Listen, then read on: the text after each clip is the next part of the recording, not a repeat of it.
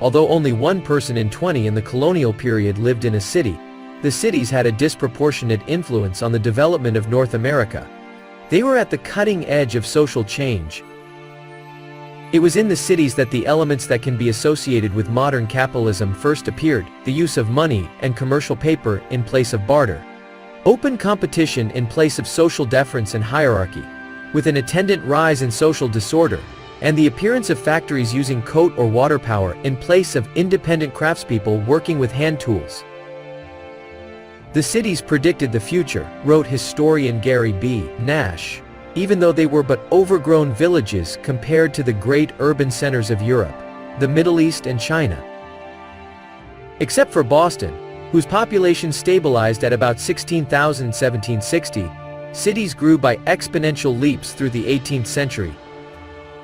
In the 15 years prior to the outbreak of the War for Independence in 1775, more than 200,000 immigrants arrived on North American shores.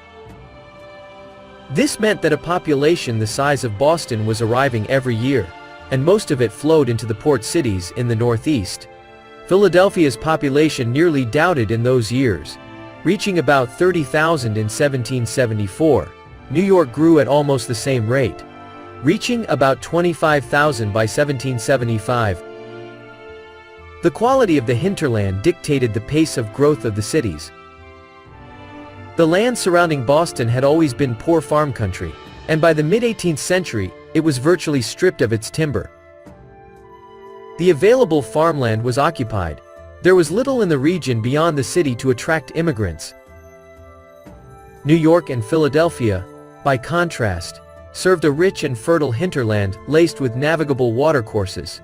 Scots, Irish, and Germans landed in these cities, and followed the rivers inland.